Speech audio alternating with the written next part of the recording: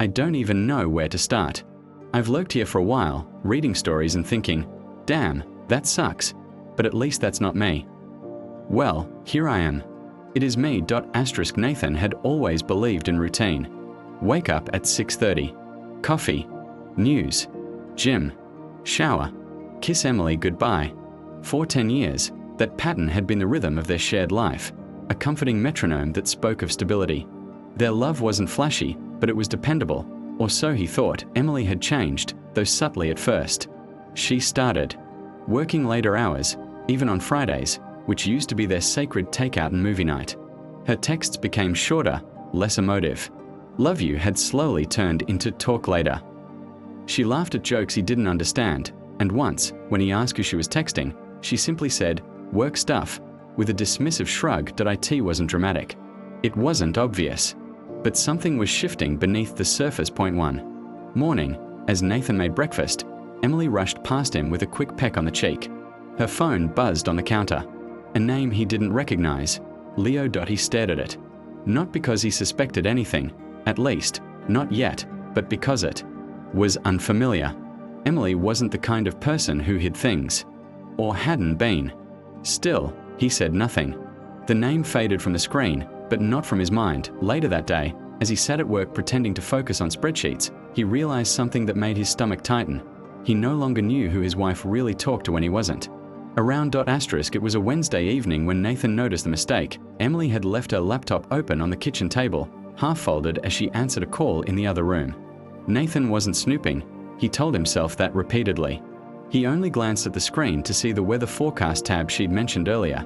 But the tab that caught his eye wasn't about weather. It was titled, Shared Photos. Leo. Something in his chest clenched before logic could overtake. Instinct. He clicked. A gallery of images opened. Not obscene, not even romantic, but intimate in a way that left no room for misunderstanding. There were pictures of coffee dates, walks by the river, late-night messages filled with inside jokes, screenshots of poems they had shared. One message glowed like a wound. You see me in a way no one ever has. It was Emily's message. Sent just 4 days ago. Nathan felt the blood drain from his face.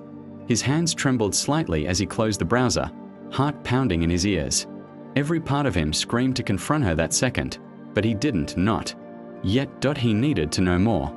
He needed to understand what this was. A mistake? A moment of weakness? Or something far more deliberate? When Emily walked back in moments later, smiling, carefree, he returned the expression like muscle memory, but inside, something had shattered, and Nathan knew. His search for the truth had just begun. The days that followed were a blur of pretense. Nathan watched Emily more closely now. How her fingers hovered over her phone before replying to messages. How she sometimes smiled to herself when she thought he wasn't looking. How her mood lifted at odd times and sank without explanation. The things he once found endearing now looked like signs. Signals. One night, while she showered, he opened her laptop again. The photos were gone, but something else had replaced them. An unsent email draft. A single sentence that read like a knife's edge. I don't know how much longer I can keep this up. No name, no recipient. Just those words. Nathan sat with that sentence for what felt like hours. Was it about him? About Leo? About the weight of pretending? The most devastating part wasn't the betrayal. It was the dawning realization that she was emotionally somewhere else entirely. She was living a second life right under his nose, and he, the man who prided himself on order and awareness, had been blind to it all. That evening, they sat on the couch watching a show they'd both once loved. Emily laughed at a scene. Nathan smiled too, but it wasn't real. All he could think about was how much he didn't know the woman beside him anymore. She had become a stranger wearing a familiar face, and he had become a mirror, reflecting only what she wanted to see. Nathan's heart pounded as he sat across from Emily at the kitchen table, the weight of the unspoken hanging between them like a thick fog. I need to ask you something, he began, voice trembling despite his attempt at calm. Who is Leo? Emily's eyes flickered, surprise, then something guarded. She set her cup down, fingers tightening around it. It's complicated, she said finally, avoiding his gaze. Complicated how? Why didn't you tell me? Her sigh was heavy. I didn't want to hurt you. It started as just a friend. Someone who listens when I feel lost. Nathan's mind raced. But these photos, the messages, it's more than friendship. isn't it? Tears welled in her eyes. I didn't mean for it to happen. I didn't plan to fall into this. But I've felt alone for a long time, Nathan. You've been here, but not really present. A bitter ache spread in his chest. So what now? Where does that leave us? Emily looked down, voice barely a whisper. I don't know yet. I just needed you to know the truth. Nathan swallowed hard, fighting the storm inside. The confrontation wasn't the shattering moment he'd feared. It was the beginning of a reckoning neither of them could ignore. After the confrontation, the silence between Nathan and Emily was deafening. Nathan's mind was a tumult of emotions: shock, anger, betrayal, and overwhelming sadness. The woman he had built his life with, shared dreams and fears, had been harboring a secret, a hidden part of herself where he was not invited. He found himself questioning everything: the laughter they shared, the late-night talks, even the simple morning rituals. Were they all just facades? At times, rage bubbled up uncontrollably. How could she do this to him? Hadn't he been enough? Other times, tears came unbidden, a profound grief for the love that was slipping away, perhaps forever, yet beneath the storm, a quieter feeling grew: confusion. What had driven Emily to seek solace elsewhere? Was it truly loneliness? Was there a fracture in their marriage that neither had dared to acknowledge? Nights became restless. Nathan lay awake, replaying conversations, searching for missed signs. He felt isolated even in his own home, a ghost watching a life unravel. But amidst the pain, a seed of understanding began to take root. This wasn't just about betrayal. It was about two people losing their way, and the painful possibility of finding themselves again, or letting go. Days turned into weeks, and Nathan wrestled with what to do next. The hurt was raw, but beneath it lay a deeper question: could their marriage survive this fracture? He sat alone one evening, notebook in hand, trying to sort his thoughts. Was divorce inevitable? Or was there a path back, a way to rebuild trust, to find the connection that had eroded? Nathan knew healing wouldn't be easy. It would require honesty, patience, and a willingness to confront uncomfortable truths, not just from Emily, but from himself. Could he forgive? Could he open his heart again without fear? When he finally spoke to Emily, it was with cautious hope. We need help, he said simply. Counseling. Time to talk, really talk. I want to understand you, and I want us to try. Emily nodded, eyes glistening. I want that too. They agreed on no easy fixes, only a commitment to face their pain together. Whether their story would end in reconciliation or separation was still unwritten, but for now, Nathan chose to fight for the marriage he still believed had worth. In that decision lay a fragile promise that even broken love could find a way to heal, or at least to teach them how to let go with grace. Months later, Nathan sat by the window of their now silent home, a cup of coffee cooling beside him. Emily had moved out 2 weeks earlier. Counseling had revealed more than just wounds.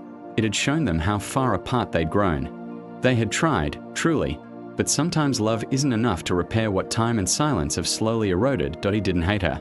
In truth, he felt something more painful. Understanding, looking back, he saw the signs. Her loneliness mirrored his own. They had both drifted quietly, assuming the other would always be waiting at the shoreline. But no one had noticed how deep the tide had pulled them apart. Now, as the dust settled, Nathan felt a strange calm. A sadness, yes, but also a clarity. He had learned that love demands presence. That routine can be both comfort and cage. That people need to be seen, not just shared space with. If he could offer one piece of advice to someone standing where he once did, it would be this: don't wait until your partner becomes a stranger. Talk, even when it's uncomfortable, especially when it is. Because silence, not conflict, is what truly ends relationships. Nathan looked out at the quiet street and took a breath, no longer seeking answers, but finally ready to begin again, with eyes open and heart, if not whole, at least honest. Nathan's first morning alone felt surreal. No soft hum of Emily's electric toothbrush. No clatter of her coffee mug. Just silence. The kind that stretched too long, echoing off the walls like a question. He walked through the house like a stranger, touching picture frames, rearranging throw pillows just to make some mark that felt like his. In truth, he didn't know what to do with himself. Everything had revolved around the we for so long, he'd forgotten how to be just him. So, He started small. He moved her books off the shelf, not out of anger, but to reclaim space. He cleaned out half the closet, put on music she never liked, opened windows just to feel something different. In the evenings, loneliness crept in like fog. But so did something else. Possibility. He joined a small writing group at a local cafe. Not because he fancied himself a writer, but because he needed voices that didn't know his past. He reconnected with his sister. Started running again. None of it fixed the ache, but each step was proof that he hadn't given up. Healing, he learned, isn't dramatic. It's quiet. It's eating alone and surviving the silence. It's laughing once in a while and realizing the guilt doesn't show up right after. Nathan was still grieving. But for the first time, he was also growing. Healing, Nathan had come to understand, didn't happen in a straight line. One Sunday afternoon, he found himself at the grocery store, mindlessly grabbing her favorite tea. It wasn't until he reached the checkout that he realized what he was doing. The box sat in his hands like a relic from a past life. He left it on the nearest shelf, heart sinking a little deeper. Later that week, he passed the cafe where he had once surprised Emily on her lunch break. For a moment, he slowed, half expecting to see her sitting by the window, laughing. But the table was empty. Just two strangers sitting there now, unknowingly haunting his memory. These moments came and went, unpredictable, disorienting. The sound of a song she used to hum. The feel of flannel sheets in winter. Even the smell of rain on pavement could bring her back like a whisper. Sometimes he hated how easily the past resurfaced. Other times, he clung to it, afraid that letting go would mean none of it had mattered. He talked about her less now. Not because he didn't think about her, but because people assumed he was past it. And in many ways, he was. But grief doesn't end when others expect it to. It lingers in the quiet spaces, in memories dressed as moments, in the ghosts of what was, and Nathan had learned to live with them, not to chase them away, but to let them pass through, without letting them stay. It began as a way to sleep. Nathan sat at his desk one night, the glow of a single lamp casting shadows on the walls. The silence was too heavy, the thoughts too loud. So, he opened a blank document on his laptop and began to type, "Emily, there's still a part of me that wakes up expecting to find you beside me." What followed was not polished or poetic. It was raw, honest. He wrote for an hour, about the pain, the confusion, the moments he missed, and the moments he was finally learning not to. He told her how some mornings still felt hollow, but others didn't. How he no longer blamed her entirely, though forgiveness still came in pieces. How he missed who they were, but didn't wish to return. We weren't villains. We were just people who stopped seeing each other clearly. Maybe that's the saddest part. When he finished, he didn't sign his name. He just saved it, closed the lid, and exhaled. He never intended to send it. The letter wasn't for Emily, it was for him. A release. A step forward. That night, he slept more deeply than he had in months. Sometimes healing isn't found in moving on. It's found in understanding that not every story has to end with a reply. Nathan didn't expect to meet anyone. Not yet, not really. But life has a quiet way of surprising those who've stopped searching. T started at the writing group. Her name was Layla. She was sharp-witted, thoughtful, and spoke in a way that made people lean in, not out. She'd lost someone too, though not to betrayal, but to time. A slow, quiet drift much like his own story, only told in a different key. They didn't flirt. Not at first. Their conversations circled around books, music, and why endings are harder to write than beginnings. But over time, a new kind of ease settled between them. The kind Nathan hadn't felt in years. Not butterflies, but something sturdier. Grounded. One night after the group, they walked in the cold together, coffee cups in hand. "You write like someone who's seen grief," she said. "I've lived with it," he replied, pausing. "But I'm starting to think it doesn't have to be the whole story."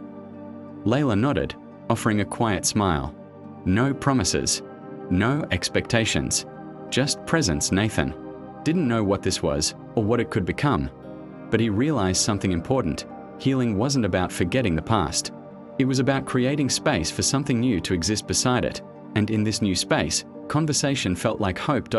Nathan was folding laundry one evening when he found it. A scarf tucked in the back of the closet. Burgundy. Soft. Unmistakably. Emily's. He held it for a long time. It didn't make him angry. Not anymore. Just still. It reminded him of autumn walks, of evenings curled up on the couch, of how a person could vanish from your life and still live inside your memories like they never left. He almost tossed it. But instead, he placed it gently into a box labeled past. The truth was, Emily's presence still lingered. Not just in objects, but in the echoes of habits, the quiet moments that used to be shared. When he walked into his favorite bookstore and instinctively looked to see if the poetry section was clear, he remembered how she loved Neruda. When he caught a glimpse of someone with her hair, his heart still paused before reason stepped in. Even Layla noticed. Once, they were having dinner, and Nathan went quiet when an old song came on. The one that used to play in their kitchen on Sunday mornings. "You okay?" she asked gently. "Just remembering," he said, and she didn't ask him to stop. She simply nodded, allowing the memory to breathe without smothering it. Nathan was learning that healing didn't mean erasing. It meant coexisting. Letting the past have its shelf, but no longer its grip. Some traces of Emily would never fully disappear, but they no longer controlled the story. It arrived late on a Thursday evening. A simple notification. "Emily, hey, can I ask you something?" Nathan stared at the screen. Months had passed without contact. No birthdays, no casual check-ins. They had left things respectfully closed. Clean. Or so he thought. He hesitated before opening it. "I found an old letter. I think it was for me. Did you mean to leave it on the desktop?" Nathan's heart skipped. The letter. The one he'd never planned to send. It must have backed up to the shared cloud folder before he wiped the machine. He typed back slowly. "No, it was for me. But maybe it found you anyway." She responded after a pause. "It made me cry. Not because it hurt, but because it made me feel seen. Finally. Thank you for writing it, even if it wasn't meant to be read." Nathan stared at those words for a long time. He didn't reply right away. Not because he was angry or confused, but because he was calm. And that surprised him. He thought he'd feel shaken hearing from her again. Instead, he felt whole enough to face it. When he finally replied, he wrote, "I meant every word. I hope you're finding peace too." No more, no less. They didn't need to reopen anything. The message wasn't a crack in the door. It was a quiet thank you. A shared closing breath between two people who once loved deeply and had finally let go. Nathan stood in front of the mirror one morning, half-shaved, toothpaste still clinging to the corner of his mouth.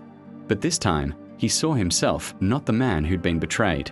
Not the version of himself that once measured worth by being a husband, a provider, a constant, but a man who had been broken and still chose to rebuild, not into the old form, but into something quieter, stronger, more self-aware. He thought back to the early days after Emily left, the shell he walked around in, the blame he wore like a second skin, the nights he begged for answers in silence. That man had once feared he'd never return from the grief, but now, he was different.